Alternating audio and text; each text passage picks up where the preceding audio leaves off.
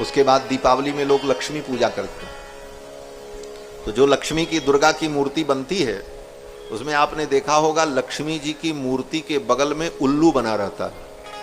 बना रहता है कि नहीं बना रहता? जब लक्ष्मी जी की अकेले मूर्ति होती है बिना नारायण के, तो उनका वाहन क्या होता है? बोले उल्लू। लक्ष्मी जी जब अकेले जाती हैं तो उल्लू पर बैठ कर जाती हैं, और जब नारायण के साथ जाती हैं तब गरुण पर बैठ करके जाती हैं। भगवान गरुण वाहन, गरुण पर बैठ करके लक्ष्मी जाती हैं भगवान नारायण के साथ। और गरुण कौन है? बोले गरुण वेदात्मा है। वेदात्मा विहगेश्वरो यवनिका माया जगन्मोहिनी। गरुण वेदात्मा है, ज्ञान स्वरूप है। गरुण भगवान के परम भक्त हैं, वाहन हैं, भगवान के परिकर हैं। तो नारायण के साथ जब लक्ष्मी आती हैं तो गरुण पर बैठकर आती हैं, और जब अकेले आती हैं तो उल्लू पर बैठ करके आती हैं। इसका मतलब अकेले लक्ष्मी को बुलाओगे तो लक्ष्मी तुमको उल्लू बना करके चली जाएगी, तुमको उल्लू बना करके चली जाएगी और तुम कुछ नहीं कर सकते। और नारायण के सहित लक्ष्मी आएंगी तो तुमको गरुण बना देंगी। गरुण कौन है? बोले भगवान के वाहन हैं। गरुण जी महाराज वेदात्मा हैं। गरुण जी जब चलते हैं तो उनके पंख से वेद के मंत्र प्रकट होते हैं। गरुण जी महाराज जब चलते हैं तो उनके पंख से वेद की ध्वनि प्रकट होती है, सामगान होता है। गरुण जी महाराज वेदात्मा है। निखिल वेद नीडाधिरूढ़ द्विशत कंठनोत्कंठ पीडी कृतस्कंद मीडे, वो गरुण जी महाराज। तो अकेले लक्ष्मी जो है वो सुख नहीं देती। लक्ष्मी भी भगवान के चरणों को अपना धन समझती, इसलिए इस बात को हमें भी समझना चाहिए। लेकिन ये बात कहां समझ में आएगी? जब कथा में आओगे तब समझ में आएगी, घर बैठे थोड़ी आएगी। इसीलिए कथा सुनी जाती है, कथा में सारे रहस्य पता चलते हैं। तो भगवान के चरणारविंद ही परम धन है। लक्ष्मी भी जिनके चरणों को अपना धन मानती है, उन भगवान को कोई क्या खरीद पाएगा? कोई पैसा से खरीद सकता है? क्या दोगे भगवान को? तुम क्या दे सकते हो? एक भक्त कहता, महाराज मैं क्या दूं आपको? रत्नाकरोस्ति सदनम गृहिणी च पद्मा। आपका घर कहां है? रत्नाकर। रत्नाकर माने समुद्र। समुद्र में भगवान रहते हैं, क्षीर सागर में। और समुद्र क्या है? बोले रत्नों का आकर है, सारे रत्न उसी में। कौन सा रत्न दोगे भगवान को? हीरा पन्ना पोखरा सब भरा है समुद्र में पहले से, उसी में रहते हैं भगवान।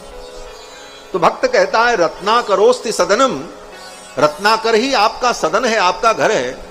गृहिणी च पद्मा, और लक्ष्मी आपकी गृहिणी है। किम देयमस्ति बदमे जगदीश्वराय। हे जगदीश्वर मैं आपको क्या दूं, आप ही बताओ। आपको क्या दूं? रुपया तो मैं दे नहीं सकता क्योंकि आपके पास लक्ष्मी बैठी। हीरे पन्ने पोखराज मैं क्या दूं? आप समुद्र में हो और समुद्र रत्नाकर है। तो भगवान कहते हैं मुझे कोई वस्तु मत दो, तुम अपने आप को ही मुझे दे दो। मैं तुमको चाहता हूं, तुम्हारी वस्तु नहीं चाहता। वास्तव में भगवान तुम्हें चाहते हैं, तुम्हारे धन को नहीं चाहते। लोग सोचते हैं महाराज हम अपने आप को भगवान को न दें, और क्या दें? बोले भगवान को एक लोटा पानी दे दें, दो चार फूल चढ़ा दें, एक अगरबत्ती लगा दें। भगवान तुम्हारे अगरबत्ती और एक लोटा पानी और वो सिंदूर के टीके के भूखे नहीं है। समझो लोग क्या करते हैं? बोले मंदिर में गए, एक लोटा पानी ढाला, दो चार मिश्री चढ़ाई, दो चार किशमिश के टुकड़े चढ़ाए, एक अगरबत्ती लगाई और भगवान को प्रणाम किया और चले आए। भगवान कहते हैं ये सब देने के लिए हम यहां बैठे, ये हमको ला करके दे रहा। मैं तो इसको चाहता हूं ये मुझे मिल जाए, ये जीव मेरा है। गीता में भगवान कहते हैं ममैवांसो जीवलोके जीवभूत सनातनः, ये जितने जीव है मेरे हैं। लेकिन ये मुझे अपना न मानकर, अपने आप को मुझे न दे करके ये अपने आप को संसार को दे रहा है और कह रहा है कि हम तुम्हारे हैं, हम तुम्हारे हैं, हम तुम्हारे हैं। एक बार भी ये नहीं कहता कि हम तुम्हारे हैं। हम भगवान के सामने जाते हैं तो कभी नहीं कहते हे प्रभु हम आपके। संसार के प्राणियों से कहते फिरते हैं हम आपके हैं, जिससे मिलते हैं कहते हैं हम तो आप ही के हैं। और तो और संसार के एक एक प्राणियों से व्यक्ति कहता अरे ये तो हमारे प्राण हैं, ये तो हमारे प्राण प्रिय हैं, ये तो हमारे प्राण हैं। और जब दूसरे से मिलेगा तो उससे भी यही कहेगा ये मेरे प्राण हैं। ये तो भगवान की कृपा समझो कि ये भीतर वाला प्राण नाराज नहीं होता, नहीं ये नाराज हो जाए कहे यही तुम्हारे प्राण हैं, इन्हीं के लेकर रहो हम तो चले, तब तो राम नाम सत्य हो जाए। लेकिन ये संसार अज्ञान से चलता है, यही अज्ञान है। कहता महाराज ये हमारे हैं, ये हमारे हैं। और भगवान को कोई नहीं कहने को तैयार है कि आप हमारे हो। भगवान तुमसे यही सुनना चाहते हैं कि तुम ये कहो प्यार से कि हे प्रभु मैं आपका हूं। और यही वाल्मीकि रामायण का सार है महाराज। एक लाइन कहूंगा बस। भगवान ने समुद्र के तट पर भगवान ने लाखों लाखों करोड़ों करोड़ों बंदरों के बीच में देवता लोग आकाश में खड़े थे। विभीषण जी उसी समय शरणागति करने के लिए आ रहे हैं, अर्धरात्रि में, जब रावण ने लात मार करके निकाल दिया। क्यों लात खानी पड़ी विभीषण को? क्योंकि अभी तक विभीषण यही कहते थे मैं रावण का हूं, मैं मंदोदरी का हूं, मैं इनका हूं। विभीषण जी ने कभी ये नहीं कहा कि मैं भगवान का हूं। परिणाम क्या मिला? बोले उन्हीं संसार के लोगों ने लात मारा। यही संसार है। संसार को तुम अपना कहते रहोगे और यही संसार तुमको एक दिन लात मारेगा, पक्की बात। जब उसका स्वार्थ पूर्ण हो जाएगा तुम्हें लात मार देगा।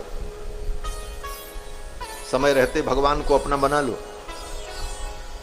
विभीषण जी महाराज लात खाए, रावण ने लात मारी, विभीषण जी चल पड़े। भगवान की शरण में मुझे जाना चाहिए। उत्पपात गदा पाणि चतुर्भिः सह राक्षसैः। 4 राक्षसों को लेकर अर्धरात्रि में विभीषण जी महाराज लंका से चल पड़े। आकाश मार्ग से समुद्र तट पर आए। बानरों ने देखा, पकड़ लिया, बोले पकड़ो पकड़ो। विभीषण जी ने कहा मैं प्रभु श्री राम की शरण में आया हूं।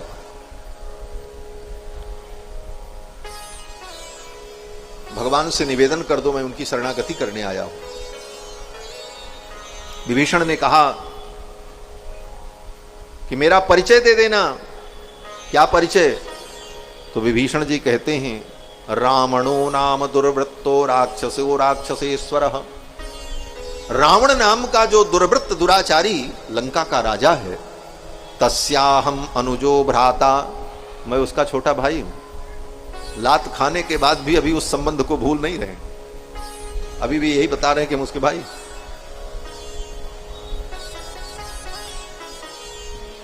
लेकिन यहां पर एक दूसरा भाव भी है। भाव यह है कि विभीषण जी महाराज की ये दैन्यता है, अपनी दीनता बता रहे हैं, जिससे ही हृदय में अभिमान ना आवे। दृष्टि यह है विभीषण जी की।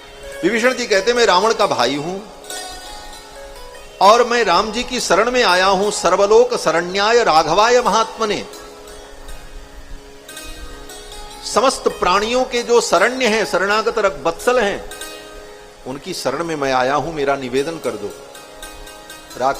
बानरों ने कहा इसको पकड़ो और पकड़ करके बांधो, सवेरे राम जी के दरबार में उपस्थित करेंगे। तब तक भगवान ने सुन लिया। सुग्रीव जी पहुंचे और सुग्रीव ने कहा महाराज वो रावण का भाई आया है, हो सकता है वो कपट करके आया हो। शत्रु का भाई है, विश्वास करने लायक नहीं है। राजनीति यही कहती है, क्या करें। और अगर विश्वास करके उसे स्वीकार कर लिया तो कहीं निशाचर की माया को तो कोई जान नहीं सकता। विभीषण भी निशाचर ही, कुछ उत्पात कर दिया तो अनर्थ हो जाएगा। इसलिए विभीषण पर विश्वास करना ठीक नहीं है। तब राम जी ने कहा सुग्रीव से, सुग्रीव आज राम जी अपने में आ गए महाराज। ठाकुर जी लीला करते करते भी कभी कभी अपने स्वरूप में स्थित हो जाते हैं। भगवान ने कहा सुग्रीव ये तुम्हारे भरोसे हमने रावण से शत्रुता ली है, तुम क्या समझते हो? ये तुम्हारे इन बंदरों के भरोसे हम रावण से युद्ध करेंगे? तुम्हारे भरोसे मैं रावण से युद्ध नहीं करूंगा। भगवान मानो सुग्रीव को स्मरण दिलाना चाहते, तुम वही तो सुग्रीव हो जो बाली के डर से गली गली भागते फिर रहे थे। तुम अपनी रक्षा नहीं कर पा रहे थे बाली से, मैंने ही बाली को मार करके तुमको निर्भय किया, तो मैं तुम्हारे भरोसे हूं, ये मत सोचना। और रही बात राक्षसों की, तो राम जी ने वहां पर अपना स्वरूप प्रकट कर दिया। राम जी ने कहा, सुग्रीव पिशाचान दानवान कूरान पृथिव्याम चैव राक्षसान अंगुल्यग्रेण ताम हन्यम इच्छन हरिगणेश्वर। हे वानरराज सुग्रीव, इस पृथ्वी पर जितने निशाचर हैं, जितने पिशाच हैं, जितने दानव हैं, पिशाचान दानवान क्रूरान, जितने भी दानव पिशाच राक्षस हैं, अंगुल्यग्रेण ताम हन्यम इच्छन हरिगणेश्वर। हे सुग्रीव, मैं उन समस्त राक्षसों को, पिशाचों को अपनी अंगुली के अग्रभाग से मार सकता हूं। ये मत सोचना कि तुम्हारे भरोसे हमने ये शत्रुता मोल ली है। भगवान कहते हैं, मैं तो उनको अपने अंगुली के अग्रभाग से मार सकता हूं। अंगुली के अग्रभाग से किसको मारा जाता है? अंगुली के अग्रभाग में क्या होता? बोले नख होता है। और नख से किसको मारा जाता है? बोले सबसे क्षुद्र जीव को नख से मारा जाता है। सबसे क्षुद्र जीव कौन होता है? बोले जब व्यक्ति शरीर की सफाई न करे तो बाल में और कपड़े में चीलर पड़ जाते हैं, जुआ पड़ जाता है। और जुए को कहां मारा जाता है? जुआ के लिए कोई बंदूक लाई जाती है क्या? जुआ के लिए कोई तलवार लाई जाती है क्या? तो माताएं तो बहुत अच्छे से जानती होंगी। हमारा धीरे से इसे निकालें और चट्ट से काम खत्म। अंगुल्यग्रेण ताम हन्यम इच्छन हरिगणेश्वर। अंगुली के अग्रभाग से जैसे एक नन्हे से जीव को, चीलर को, जू को व्यक्ति मार देता है चुट्ट से, उसको मारने में कोई श्रम नहीं होता। भगवान कहते हैं ये राक्षस पिशाच दानव मेरे लिए जुए के समान। अंगुल्यग्रेण ताम हन्यम इच्छन हरिगणेश्वर। इसलिए डरो मत, जाओ विभीषण को ले आओ। सुग्रीव ने कहा, महाराज अगर वो रावण ही कहीं विभीषण के रूप में भेष बदल के आया हो तब क्या होगा? क्योंकि माया भी है राक्षस। भगवान ने सुग्रीव से कहा, रे सुग्रीव, यदि वा रावण स्वयं रावण ही आया हो तो कोई बात नहीं, ले आओ मेरी शरण में, आने दो, कोई चिंता नहीं। ये रघुनाथ जी है महाराज, ऐसे ऐसे राजाधिराज। भगवान श्री राम कहते हैं, ले आओ। उभय भांति ते ही आनहु हसिकह कृपा निकेत, जय कृपालु कहि कपि चले अंगद हनु समेत। अंगद को लेकर, हनुमान जी को लेकर के सुग्रीव जी चल पड़े लेने के लिए, विभीषण जी को लेकर के आए। उसी प्रसंग में भगवान श्री राम ने कहा, सुग्रीव मेरी एक प्रतिज्ञा है। बोले क्या प्रतिज्ञा है? बोले एक बार कोई व्यक्ति मेरे सम्मुख आकर के कह दे तवास्मि, मैं आपका हूं। यही बात मैं कह रहा था ना कि भगवान के हो, ये बात भगवान से कहो कभी। ये वाल्मीकि रामायण का प्रसंग है। भगवान स्वयं कहते हैं रघुनाथ जी कि सकृदेव प्रपन्नाय, एक बार प्रपन्न होकर मेरे सम्मुख आकर कोई प्राणी ये कह दे कि तवास्मीति च याचते, हे प्रभु मैं आपका हूं, बस तवास्मीति, तव अस्मि इति माने बस इतना ही कहना, इससे आगे नहीं कहने की जरूरत। ये राम जी की वाणी है। रामो दुर ना विभाषते, राम जी दो बार नहीं बोलते, एक बार जो कह दिया वो पत्थर की लकीर है। राम जी कहते हैं कि तवास्मि, मैं आपका हूं, इति याचते, ऐसी याचना कर ले, कह दे। तो भगवान कहते हैं अभयम सर्वभूतेभ्यो ददाम में तद्व्रतम मम, मैं उसको सारी दुनिया से अभय कर देता हूं, निर्भय बना देता हूं। ये मेरा व्रत है, मेरा नियम है। लेकिन कोई आकर के मेरे सामने कहे तो कि मैं आपका हूं। और विडंबना जीव की कि जीव भगवान से ये नहीं कहता कि मैं आपका हूं, जीव यही कहता मैं तो इनका हूं, मैं तो इनका हूं। अरे भगवान से भी एक बार कहो कि मैं आपका हूं, भगवान ये सुनना चाहते हैं कि तुम सच्चे मन से कहो कि मैं हे प्रभु आपका हूं। भगवान तुम्हारी अगरबत्ती और तुम्हारे फल फूल के भूखे नहीं हैं, वो तो केवल तुम्हारी भावना को व्यक्त करने का साधन मात्र है। असली भाव तो ये होना चाहिए, हे प्रभु मैं आपका हूं। और इस भाव से आप कुछ भी अर्पित करोगे तो फिर भगवान स्वीकार करेंगे। पत्रम पुष्पम फलम तोयम, पत्र पुष्प भी समर्पित करोगे तो भगवान स्वीकार करेंगे। लेकिन अपने आप को तुमने भगवान को नहीं दिया तो फिर कितना भी दुनिया की वस्तुएं देते रहो, तुम्हारी उन वस्तुओं का भगवान की दृष्टि में कोई मूल्य नहीं। वो भगवान को कोई खरीद नहीं सकता। भगवान कहते हैं तुम केवल मुझे अपना बना लो। तुमने अपना मन सबको तन दिया, अपना धन दिया, तुम अपना तन भी संसार को दे दो, तुम अपना धन भी संसार को दो। भगवान कहते हैं न तुम्हारा धन हमको चाहिए, न तुम्हारा तन हमको चाहिए। क्यों? बोले तुम्हारे धन और तुम्हारे तन को चाहने वाले संसार में बहुत से लोग हैं, और जिसको लोग चाहते हैं उसको मैं नहीं चाहता। भगवान कहते हैं प्रेम गली अति सांकरी आमे द्वय न समाये।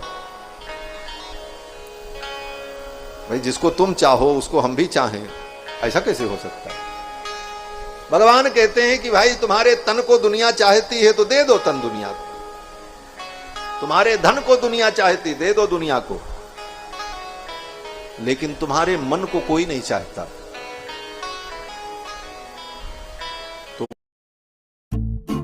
वो मन तुम मुझे दे दो। और संसार में यही होता है, आपके धन को, आपके तन को सब चाहता है, आपके मन को कोई नहीं चाहता। समस्या यही है। आज हम आप दुखी क्यों होते हैं किसी से?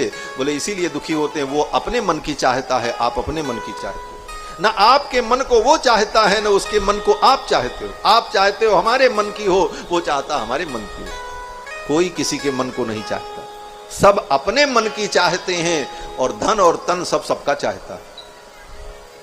भगवान कहते हैं जिस मन को तुम गली गली लेकर के घूमते रहे, अपना मन तुमने उनको दिया, और सब ने क्या किया?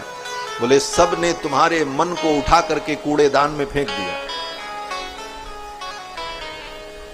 बोलो श्री सीतारामचंद्र भगवान की। भगवान कहते हैं कि तुम्हारे मन को लेकर के लोगों ने कूड़ेदान में फेंक दिया,